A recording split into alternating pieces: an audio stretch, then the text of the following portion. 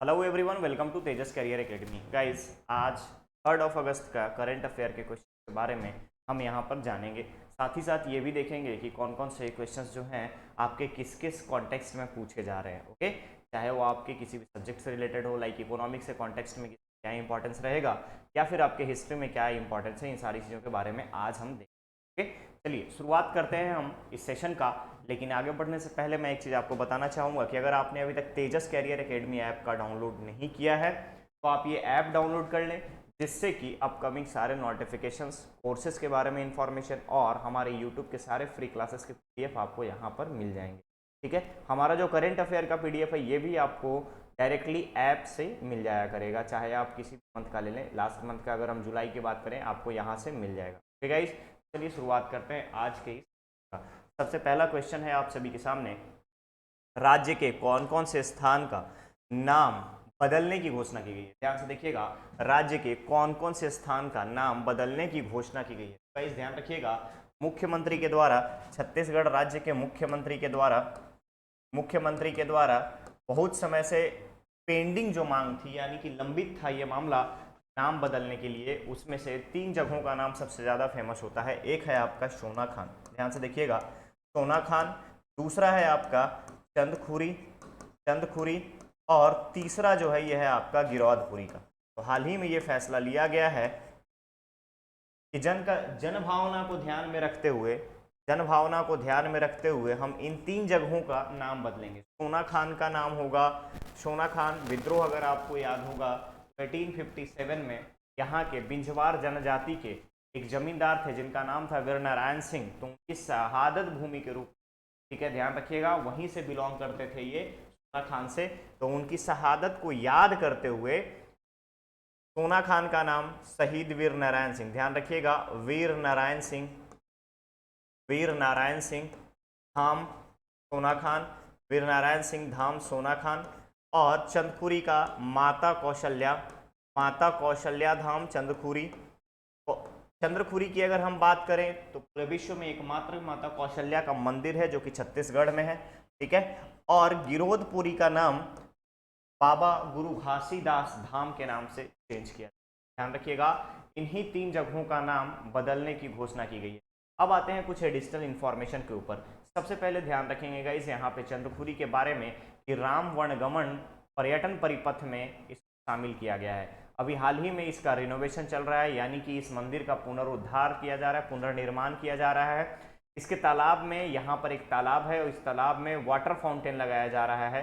साथ ही साथ अगर आप यहाँ सोनाखान की बात करें तो सोनाखान में वीर नारायण सिंह की स्मृतियों को याद करते हुए, उनकी वीरता को याद करते हुए 1857 की क्रांति में छत्तीसगढ़ के पहले शहीद, स्वतंत्रता संग्राम के पहले शहीद वीर नारायण सिंह की अगर हम बात करें तो उनको अंग्रेजों के द्वारा दिसंबर 1857 में रायपुर के जयस्तंभ चौक में फांसी दे दी गई थी।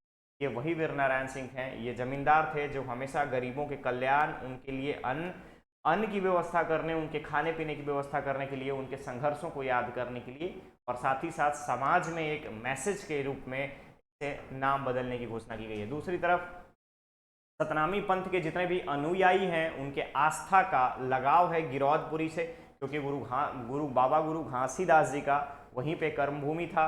और एट प्रेजेंट अगर आप देखेंगे तो वहाँ गिरौदपुरी काफ़ी ज़्यादा अभी यहाँ पे डेवलप किया जा चुका है राज्य सरकार के द्वारा।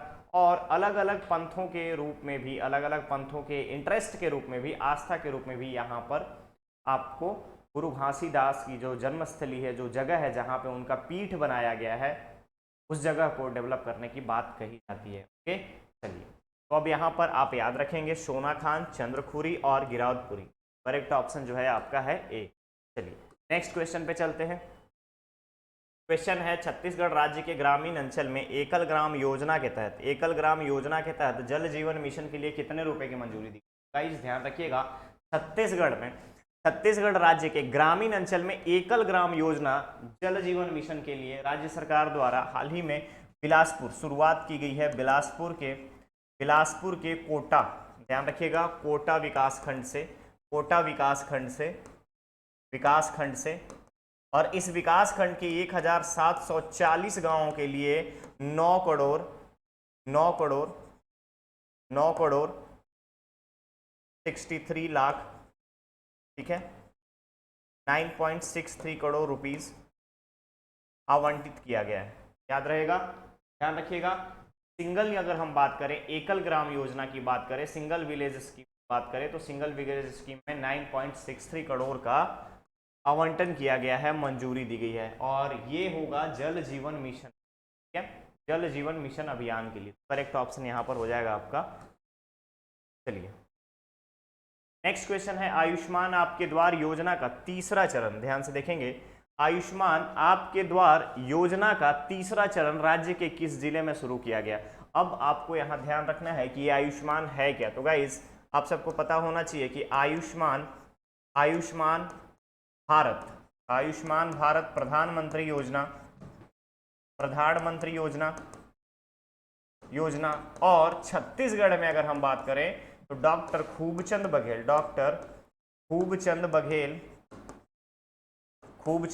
स्वास्थ्य सहायता, इन दोनों अभियान के तहत जितने भी बीपीएल और एपीएल के परिवार हैं, इन सभी के परिवार के सदस्यों को, लोगों को यहाँ पर आयुष्मान भारत कार्ड बनाने के लिए योजना चलाया जा रहा है। और तीसरे चरण की शुरुआत राजनांदगांव से की गई।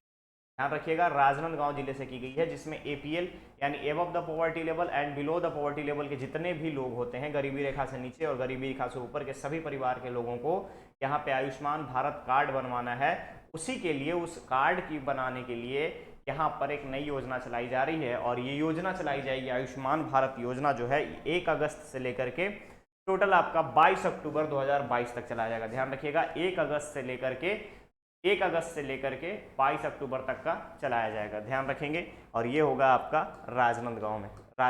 तो करेक्ट ऑप्शन यहाँ पे बनता है आपका सी। दूसरा क्वेश्चन है, अंतर्राष्ट्रीय स्तनपान सप्ताह 2022 का थीम क्या है।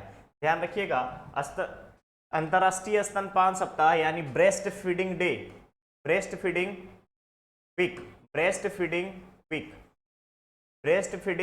वीक की अगर हम बात करें, सप्ताह की बात करें, तो 1 अगस्त से लेकर के 7 अगस्त तक चलाया जाता है। और इस दौरान शिशुवती महिलाएं, प्रसूता, इन सब के स्वास्थ्य की देखभाल, इसके अलावा बच्चों में मृत्यु दर की कमी लाने के लिए, महिलाओं की सुरक्षा, जननी सुरक्षा को, इन सबको बढ़ावा देने के लिए यहाँ पे स्तनपान सप्ताह 2022 का अगर हम बात करें तो इसी थीम पर काम किया जाएगा। और स्लोगन दिया गया है, step up for breast feeding, educate and support, ठीक है, step up for breast feeding, educate and support, यानी शिक्षित कीजिए और उनको सहायता कीजिए, बढ़ावा दीजिए, यानी अवेयरनेस जगाने की अगर हम बात करें, लोगों के बीच जागरूकता फैलाने के लिए इस सप्ताह को यहाँ सेलिब्रेट किया जाएगा। और थीम भी रखा गया है step up for breast feeding, यानी ब्रेस्ट फीडिंग को की तरफ बढ़िए, साथ ही साथ यहाँ पे शैक्षिक रूप से बढ़ावा देना है और सपोर्टिव रूप से भी यहाँ पर बढ़ावा देना है। तो ध्यान रखिएगा, करेक्ट ऑप्शन होगा यहाँ पर डी।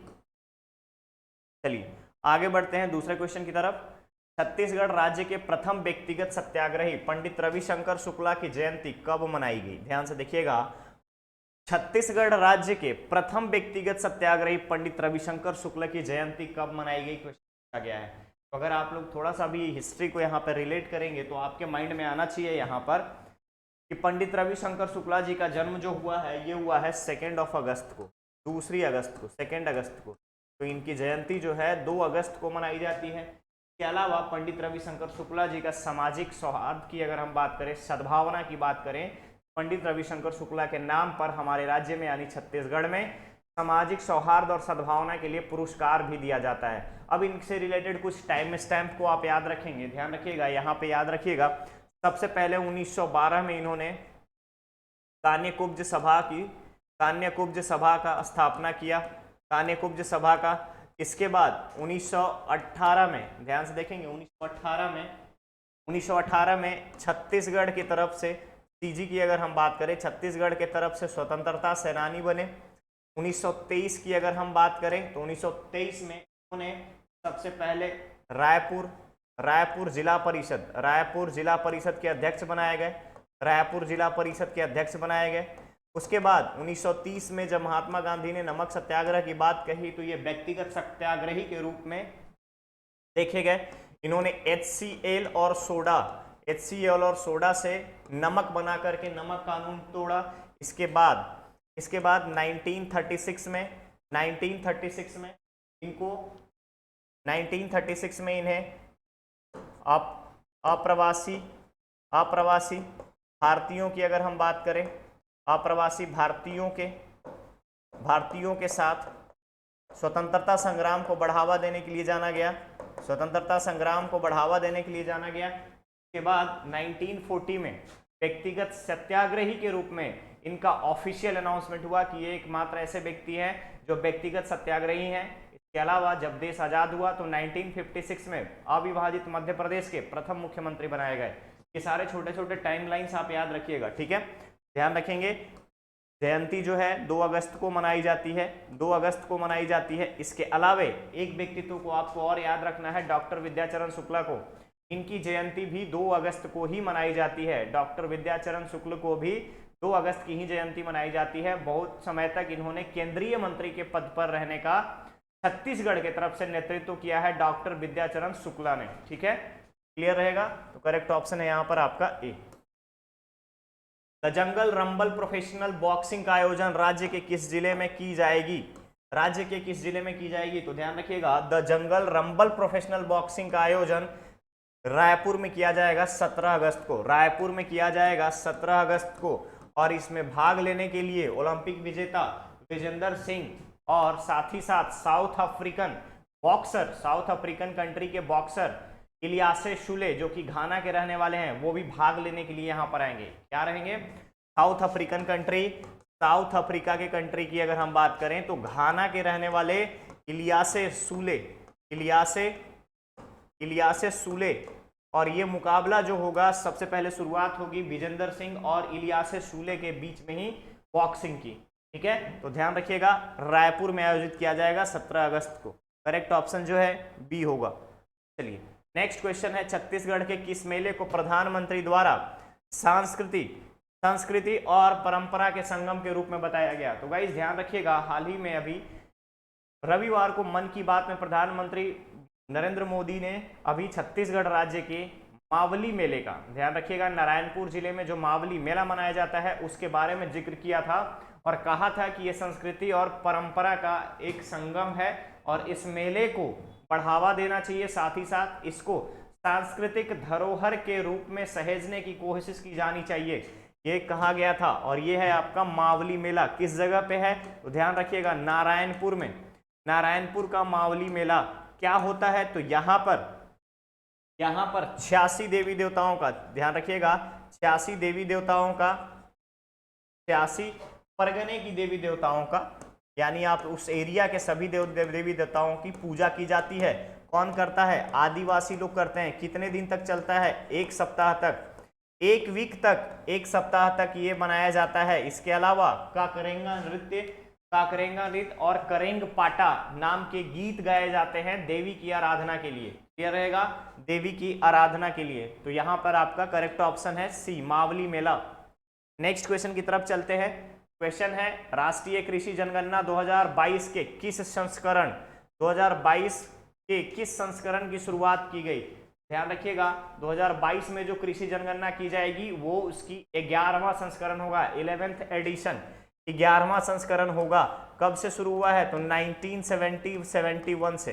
याद रखिएगा, 1970-71 से इस सेशन से कृषि जनगणना शुरू की गई थी। इसके अलावा प्रत्येक 5 वर्ष पे कृषि जनगणना की जाती है, प्रत्येक 5 वर्ष पर। और कृषि जनगणना में होता क्या है? तो जो भूमि कृषि के लिए यूज की जा रही है, प्रयोग में लाया जा रहा है, उसके आंकड़े, उसके अलावा कौन कौन से फसल लगाए जा रहे हैं उसके आंकड़े, डेटा को कलेक्ट करने के लिए कृषि जनगणना कराई जाती है। साथ ही साथ ये पहली बार ऐसी जनगणना होगी जिसमें डिजिटल डिवाइसेस को यूज किया जाएगा, लाइक स्मार्टफोन, टैबलेट या लैपटॉप, इन सारी चीजों को यूज किया जाएगा कृषि जनगणना में।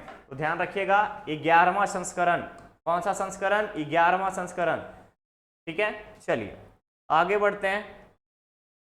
मुख्यमंत्री ने भारत के छत्तीसगढ़ के संदर्भ में आपसे पूछा जा रहा है कि मुख्यमंत्री ने भारत के 75 वर्ष एक समीक्षा विषय पर किस संस्था द्वारा आयोजित कॉन्फ्रेंस में भाग लिया था। तो गाइस ध्यान रखिएगा, छत्तीसगढ़ के मुख्यमंत्री भूपेश बघेल जी ने हाल ही में इंडिया एट 75 इस सब्जेक्ट की अगर हम बात करें तो यहां पर सबसे पहले एओएस यूनिवर्सिटी जो है लंदन में है, एसओएस यूनिवर्सिटी ऑफ लंदन में आयोजित कार्यशाला में छत्तीसगढ़ के मुख्यमंत्री भूपेश बघेल जी यहां पे वर्चुअल तरीके से पार्टिसिपेट किए थे और इंडिया एट 75 सब्जेक्ट पर अपनी डेमोक्रेसी के बारे में, साथ ही साथ गवर्नेंस और प्लानिंग के बारे में, यूनिटी डाइवर्सिटी इन यूनिटी के बारे में और जैव विविधता की अगर हम विविधता की बात करें, एकता में विविधता की बात, और इसके अलावा छत्तीसगढ़ सरकार के जितनी भी योजनाएं चलाई जा रही है, सरकार के अपने तरीके के लाभान्वित होने वाले लोगों के बारे में बताया जा रहा है।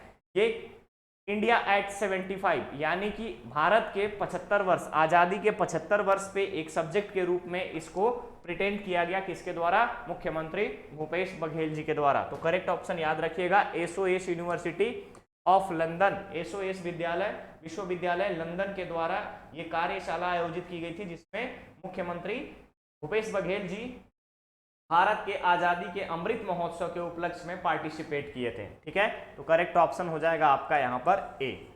चलिए, छत्तीसगढ़ राज्य टेबल टेनिस रैंकिंग में कौन सा जिला शीर्ष पर है? क्वेश्चन पूछा गया है, छत्तीसगढ़ राज्य टेबल टेनिस टेटे रैंकिंग में कौन सा जिला नंबर 1 पे है? तो गाइस ध्यान रखेंगे यहां पर छत्तीसगढ़ राज्य में अगर आपसे बात करें तो टेबल टेनिस के मामले में रायपुर के खिलाड़ियों का बेहतरीन प्रदर्शन रहा है। रायपुर के खिलाड़ियों का, राजधानी के जितने भी प्लेयर्स हैं, इनका बेहतरीन प्रदर्शन रहा है और मैक्सिमम टाइम इनके हाथ में, मैक्सिमम गोल्ड इन्होंने जीता है इस साल। ठीक है, राज्य स्तरीय जितने भी प्रतियोगिताएं हुई उसमें सबसे ज्यादा नंबर 1 की रैंकिंग के साथ गोल्ड मेडल जीतने वाले रायपुर के खिलाड़ी हैं, रायपुर की खिलाड़ी है। ठीक है, याद रहेगा। चलिए, एक चीज और याद रखेंगे, कॉमनवेल्थ की अगर बात आ रही है, कॉमनवेल्थ गेम्स में राष्ट्रमंडल खेलों में छत्तीसगढ़ से किसने नेतृत्व किया, यानी छत्तीसगढ़ से जाने वाले खिलाड़ी का नाम आपको बताना है। कमेंट बॉक्स में आप कमेंट करके बताएंगे हमें। ठीक है, चलिए, ये था आज का सेशन। अब बारी है आपके क्वेश्चन की। क्वेश्चन है, खेलो इंडिया महिला फेंसिंग लीग और रैंकिंग प्रतियोगिता में दिव्यांशु नेताम ने कौन सा पदक जीता है? कौन सा पदक जीता है, ये आपसे पूछा जा रहा है। ठीक है, इसका आंसर आपको कमेंट बॉक्स में कमेंट करके देना है। क्लियर रहेगा? क्लियर रहेगा। चलिए, तो ये था आज का सेशन। गाइस, आप लोग तेजस कैरियर एकेडमी ऐप जरूर डाउनलोड कर लीजिएगा, क्योंकि पीडीएफ आपको वहीं से मिलेंगे। मैं फिर से बता रहा हूं आपको, पीडीएफ जितने भी हैं आपको तेजस कैरियर एकेडमी के ऐप से ही मिलेंगे। ओके, चलिए, मिलते हैं हम लोग बहुत ही जल्द नेक्स्ट एक नए एपिसोड में। Thank you so much.